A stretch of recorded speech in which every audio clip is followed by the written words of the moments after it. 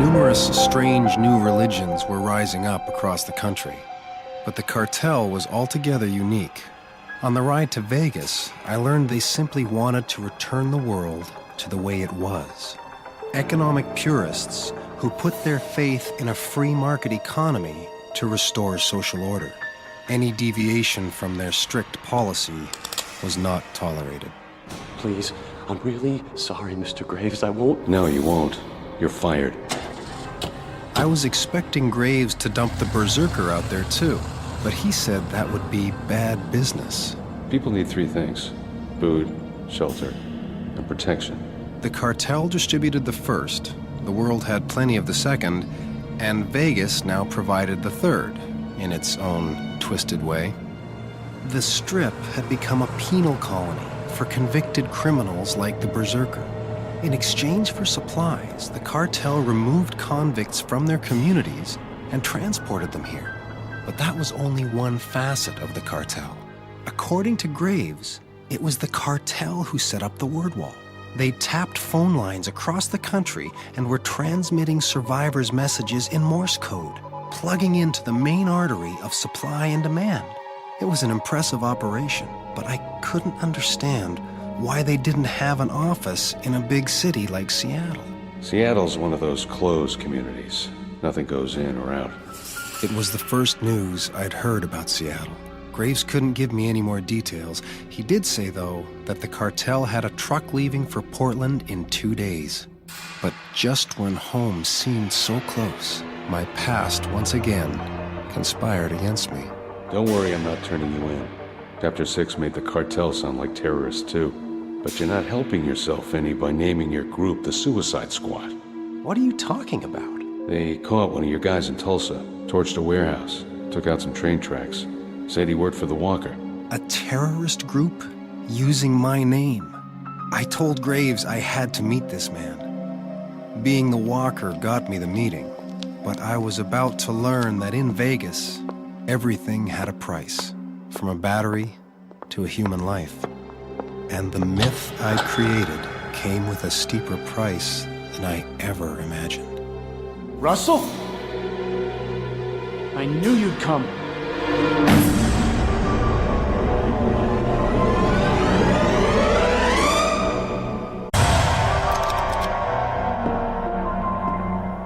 In a world without law, can revenge be considered justice? That was the moral quagmire I was in. I understood Ted's need for vengeance against the New World historians. They'd killed Ellen, his fiancée, in their efforts to capture me. Still, I couldn't sanction him and his Suicide Squad committing terrorist acts in my name. Ted felt betrayed, so I promised to try to help him. His name was Crespin Salazar, the self-appointed mayor of Vegas, and the judge in charge of sentencing. Sabotage, destruction of property. Ooh, here's a new one. Terrorist activities. Freedom fee said at 5,000 points. Wait, what about testimony? I learned every prisoner had already been found guilty by their peers, then brought to Vegas to pay their debt to society, a price set by Salazar, to be worked off through years of manual labor or in the weekly freedom fights he ran. Fighting was the fast way out of Vegas. Of course, Ted's steep debt would take at least a dozen fights to pay off, assuming he actually survived them. So I asked Graves if there was anything the cartel could do. Graves pulled some strings, and the next thing you know, I was in Salazar's penthouse. So you're the Walker? Why didn't you just say so before? Salazar had everything, but I had what he really wanted: celebrity. You have an entire chapter in this new history book. I have 2 lines. I came to this country to live the American dream. But for 3 years, they made me wash their dirty dishes. I always knew I had greatness in me, but that greatness was not revealed until after the fall. Salazar was a showman. He staged fights for supplies on the Strip, so when the cartel needed a place to dump undesirables... I seized the opportunity. told Salazar there was a difference between entertainment and justice. That Ted's sentence wasn't fair, and the whole mess was really my fault. Reversing my sentence would set a bad precedent. However, there may be another way. Salazar said there was one person who could fight for Ted and pay off his entire debt with a single freedom fight. That person is the Walker.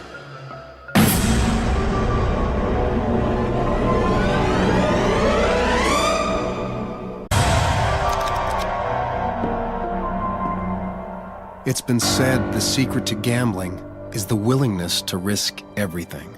I wasn't a good gambler, never had the stomach for high-stakes stress, and in this case, I was betting my own freedom. If I lost, I would have to share Ted's sentence. But I couldn't help feeling responsible for Ted's predicament. So I rolled the dice and accepted Salazar's proposal on one condition. The fight had to happen that night. Impossible. Preparation and promotion. 3 days minimum. That was a deal breaker.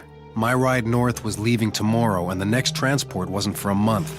I assured Salazar, though, the match would sell itself. I'll fight the Berserker. Deal. Freedom fights were brutal. No gloves, no rounds, no referee. To win, you had to get your opponent to submit or knock him out. Straight up, I had no chance, but I had an ace up my sleeve. If the Berserker was in a rage, I'd use one of the sedative patches I got in needles to knock him out. If he wasn't, submission would be a piece of cake. Ladies and gentlemen, señoras y señores, tonight I give you a very special fight between two terrors of the tundra. From the town of Needles, a freak of nature, I bring you the Berserker and his opponent, some say a fugitive from hell, the Walker! At one point, I caught Ted's eye. He was clearly humiliated I was fighting for him. Just kept telling myself this was the only way to save him. But as Salazar droned on, I started to realize he was onto my plan. And now, the moment you all have been waiting for. It's a showdown! He knew what set the Berserker off and waited for the EMP to strike. You think I'd let you off without a real fight? Knew I'd have only one chance to use the sedative patch, and I'd have to get close to do it. The problem with risking everything is when you lose. What began as a fight for freedom quickly became a fight for my life.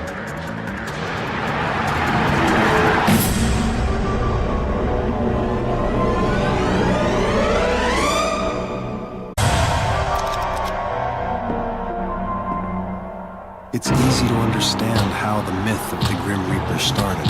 There's a sudden chill when death enters the room. Time seems to slow down. All of your senses are heightened. And you get this feeling there's a presence hovering over you that won't leave until someone is dead. Without the sedative patch, I had to somehow survive the Berserker's seizure. Figured it would only last about 20 minutes. Inside that ring, though, 20 minutes felt like an eternity. Yeah! Kill Shoemaker! I had a chance to get the patch, but learned the hard way that leaving the ring was against the rules. For a moment, I actually considered submitting, taking the loss. The thought of years in jail, that kept me upright. It occurred to me that battling the Berserker was like fighting a wild animal. I remembered a nature show I'd seen with Kizzy, said most large animals could be deterred with a strong blow to the nose. Come on, Ross! You can do it! Breaking his nose did buy me some time, but it also enraged the Berserker, even more than he already was. It wasn't until I was actually dying that I realized my mistake. I wasn't fighting an animal. I was fighting a man with a past, with painful regrets haunting him.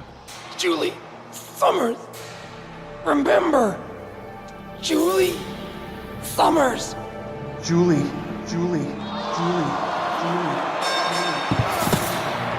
There's no way that freak loses! And I say this fight was fixed! And I say we have ourselves a fair fight, me and the Walker, right now! Both Salazar and I knew it would be anything but fair. But Salazar was a man of the people, and the people wanted blood. Thought I'd escaped the Grim Reaper, but I felt that chill all over again.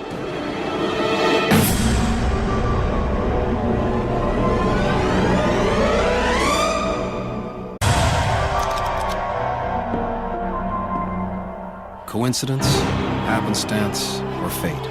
Sometimes it seemed like my life was being governed by some unseen forces, converging people from my past, like Ted and Charles, to decide my future, right there in Vegas. You want it?